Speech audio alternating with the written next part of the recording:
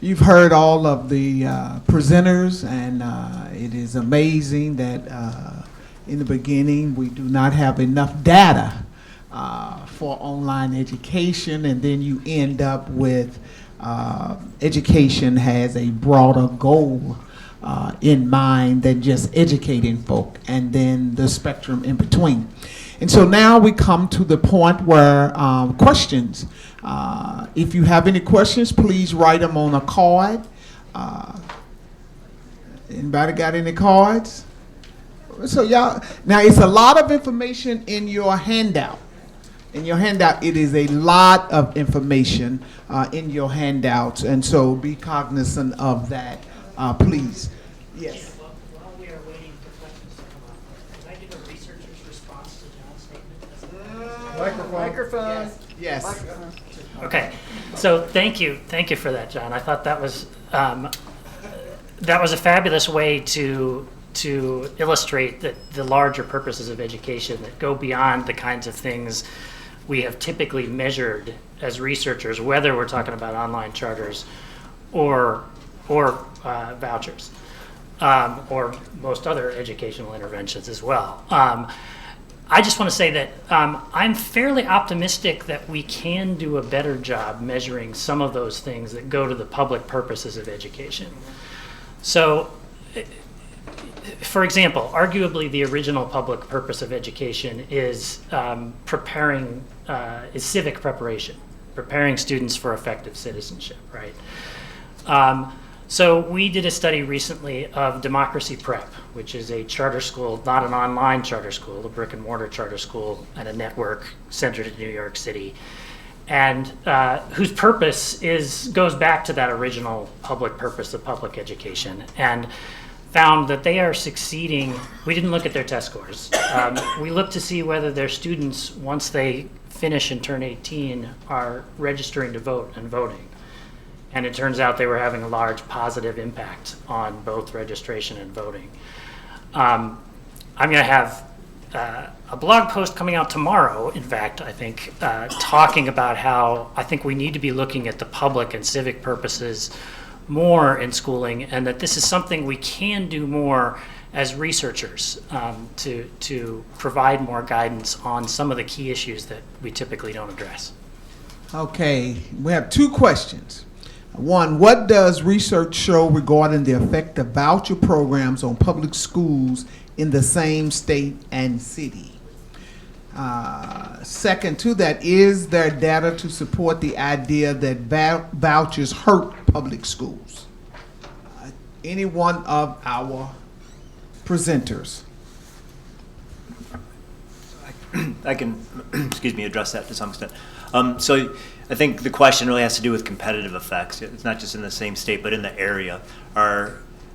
Is the possibility that students who are going to a public school that they do or might go to a private school with a voucher, does that change the organizational behavior of a public school?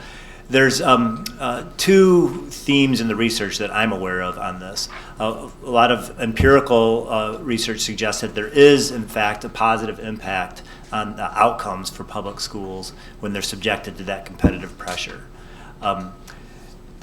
So that's been looked at in a number of states. When you look at that internationally, that's less clear. So there are other countries that have different types of choice systems, and there's sometimes concerns about the flight of more affluent families through these types of programs, and so that can have a detrimental impact on the students in the public or state school. But another theme in the research I also want to mention is there had been an assumption, it was actually pretty explicit, that when a certain number of students threaten to leave a school, there's a certain tipping point, that would force the school to be more effective, presumably by putting more funding into, for example, instructional issues. However, when researchers like Young Mei Ni have followed the funding, that actually doesn't turn out to be the case. It's not that they're putting more money necessarily into instruction. Sometimes it's into other areas, including administrative bloat, which largely has to do with marketing. So one way to compete isn't necessarily just by becoming a better or more effective school, but by becoming a better marketer, trying to attract students into the door through, and we see a lot of schools, public, private, and districts that are putting more money into marketing. Yes. Another question. What? Oh, I'm sorry. It's okay. I was just going to amplify on what Chris was saying. Look, change in the academic side of the public school business is really hard. I mean, we've had decades to prove that that's the case. If there's anything else that people can do, and I'm not just talking about district schools, I'm also talking about charter schools. Charter schools and district schools will do absolutely everything else before they hit the really tough work of changing their academics. And so none of what you just said surprises me at all, because that's typical competitive response, and you see that in other industries as well. Okay. What policies would you advocate instead of online charters or vouchers?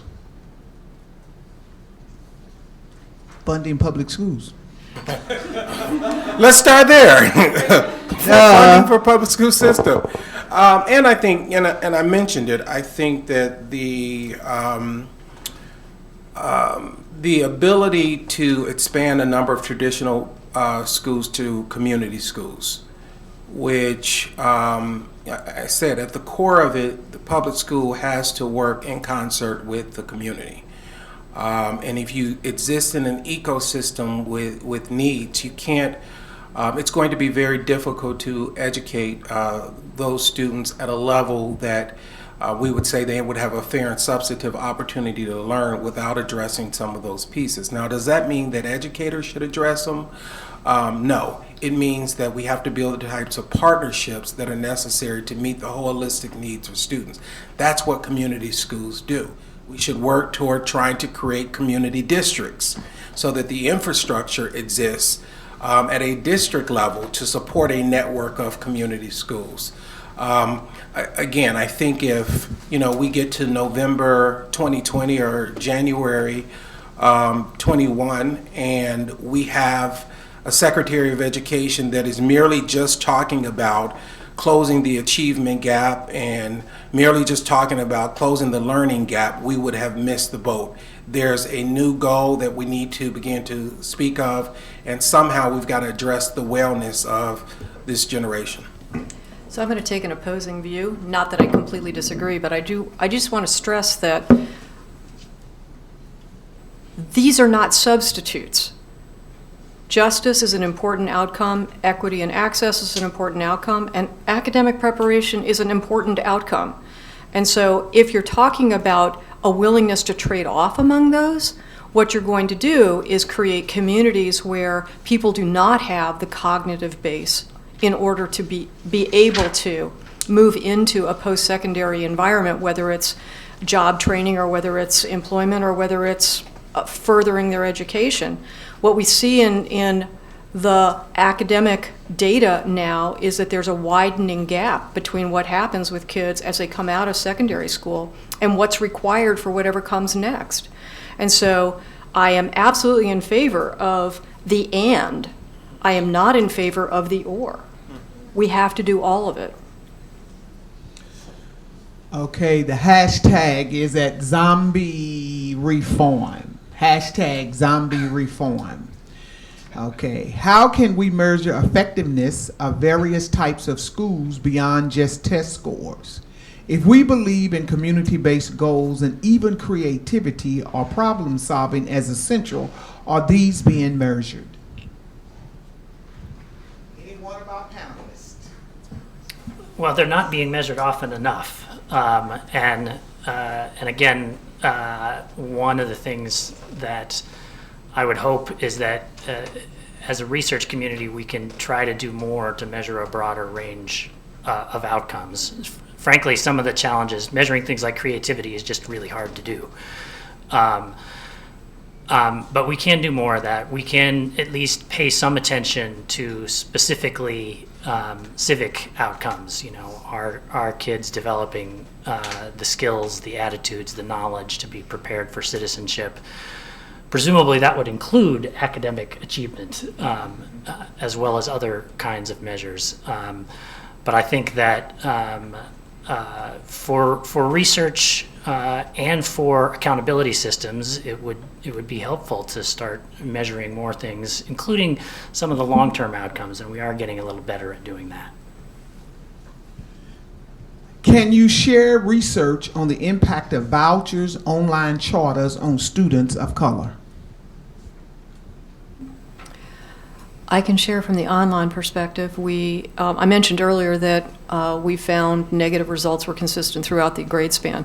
We also had to acknowledge that the online school population is much whiter than the schools from which they come. And so the question for us was, are we seeing these negative impacts across all student groups? And when we stratified the results by the student breakout groups that were required under NCLB and that we continue to track today, the results were consistent across every single group, regardless of where you started, regardless of what student attributes you brought to the table, whether you were minority or poverty or ELL. The one place where we saw slightly diminished bad results, in other words, slightly better, but still bad, was SPED.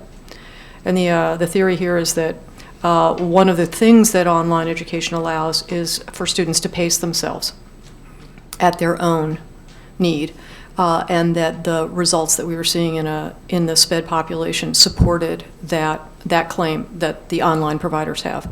Having said that, the share of online students that are enrolled in online, the share of students who are SPED, who are enrolled, is on the rise. And it's been a question for us about whether this is a push-out phenomenon, whether districts are encouraging SPED kids to go online because they can either pace themselves or because they get off of the books of schools.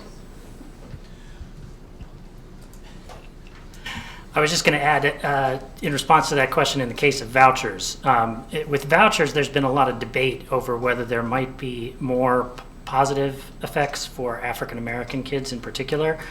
I don't know that literature well enough to have a strong conclusion about it. Some researchers have concluded that there are positive effects for African Americans. Others have concluded that there are no effects.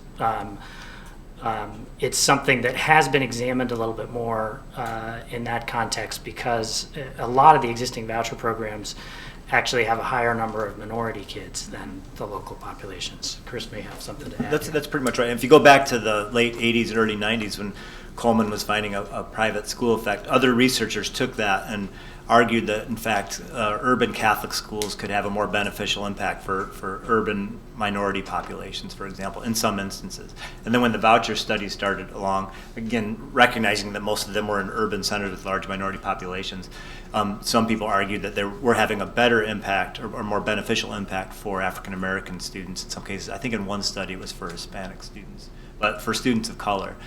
However, the recent generation of voucher studies are pretty unambiguously negative across populations. We might not get to all the questions, but we're going to attempt to. Holding school districts accountable. What kind of language can we interject into ESA to ensure that data-driven programs are actually trustworthy, unbiased, and research biased?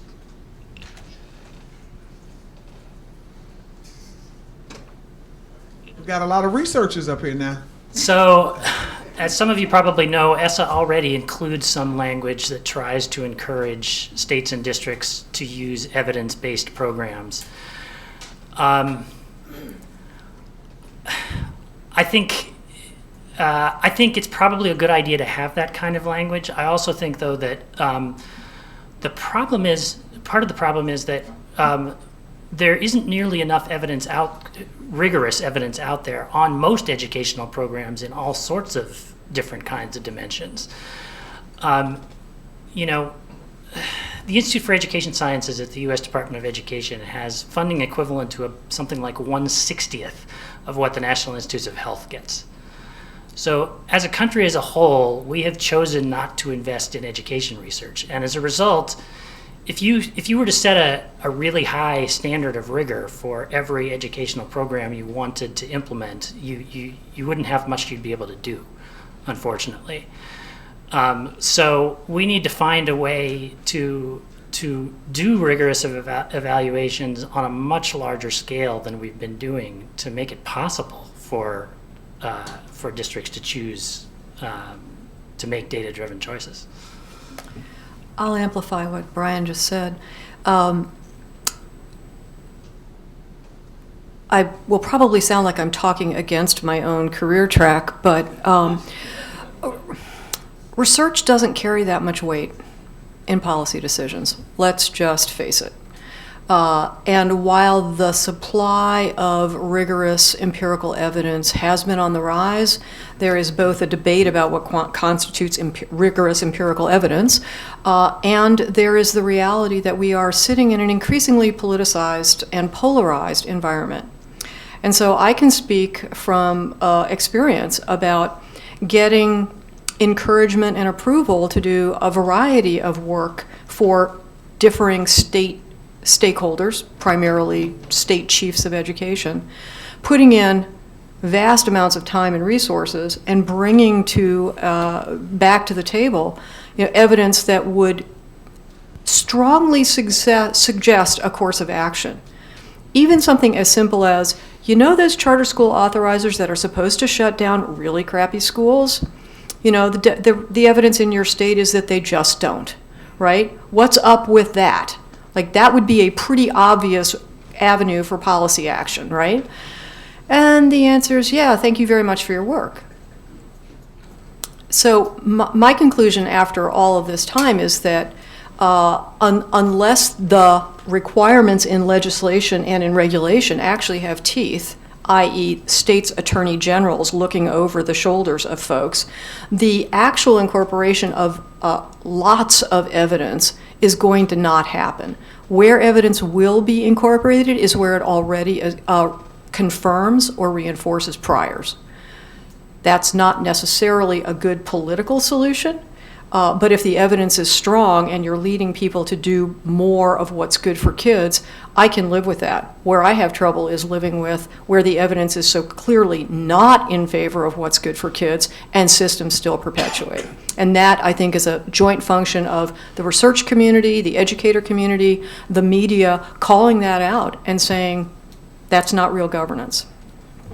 And there's always been, or there's this debate that exists around the underutilization of qualitative data from parents and students. And how do you engage community voice into your research model? And I think that trying to really push, the federal government to monitor that is just going to be tremendously difficult. And more often than not, we will leave those voices out than include them. Just to add here, one of the reasons that math and reading test scores are so often used in education impact studies is because they're available. You can do that kind of research relatively cheaply. And so we're going to have to invest more resources to get at community outcomes, to get at, experiences of parents and students. All of those things we ought to be looking at in addition. We're going to I'm going to end up, the question that is up on the board is, what should policymakers do with all of the evidence that you've presented here today? And so in our last 3 to 4 minutes, I'm going to give you 90 seconds each to answer that question at the best you can. What should policymakers do with the evidence? Thank you, Regina. I'll spend my 90 seconds on the online charters because, frankly, that's easier to address in 90 seconds than I think the voucher evidence is. And in that case, I would say that the policymakers, including those charter authorizers that Mackie talked about, have to be paying closer attention to what the educational programs of the online schools actually are. I think Mackie is right that in one form or another, online education is likely to be here to stay. So short of shutting it down, the question is, how do you make sure it works a lot better than on average it currently does?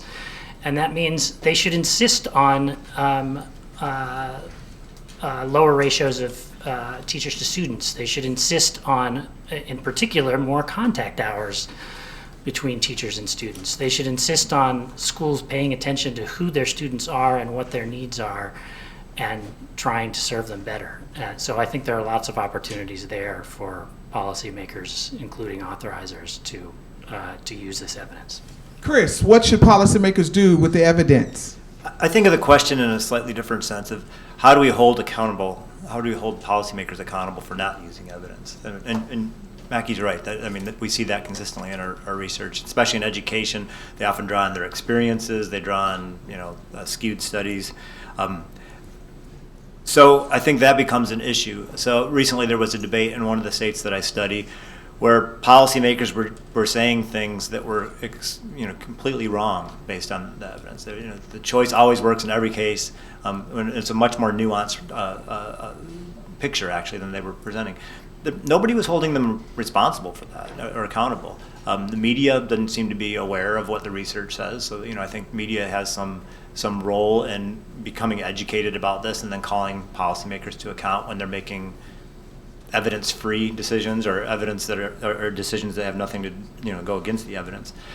But also think that researchers have a responsibility to speak up. I've been in other countries where there is a closer tie between research and policymaking. When policymakers go off on their own, I've seen cases where national bodies or individual researchers would publicly call policymakers to account for the fact they're making decisions that were opposed to what the evidence was saying. Mackey, what should policymakers do with the evidence? So I do think that there is a need to hold policymakers more accountable to use evidence, but I would even generalize that. I think before, and my comment about policymakers applies to legislators as well as education leaders in state or federal agencies. Before any particular policy is promulgated or revised, I think there should be a public disclosure statement that reveals all of the lobbying that they've received, and particularly in the case of legislators, all of the contributions that they've received. I think if we shone a little bit a little bit of light on those backroom transactions, that you'd get a lot more front room adherence to evidence. John, what should policymakers do with the evidence? I think they should use it to craft legislation in such a way where online education serves its purpose within the education landscape, in spaces where there are reasonable accommodations needed, in spaces to supplement what's happening in the traditional public education system. I also think that they should take the evidence that we've heard that we're not seeing tremendous gains in online education to make it better for those students that are in need. And also recognizing, we talked about the sum total purpose of education, and I agree with Mackey, it's not an either or learning or wellness proposition, it's both and. And because we know it's both and, policymakers should use that evidence to fully fund the public educational system to serve as a platform to address all of those holistic needs. I want to thank you. Give the audience, give the panelists a round of applause. On behalf of the Shanker Institute and the American Federation of Teachers, again, I want to thank you for attending today's conversation. Be reminded that our next conversation is November the 13th. Please sign up. Thank you. Thank you.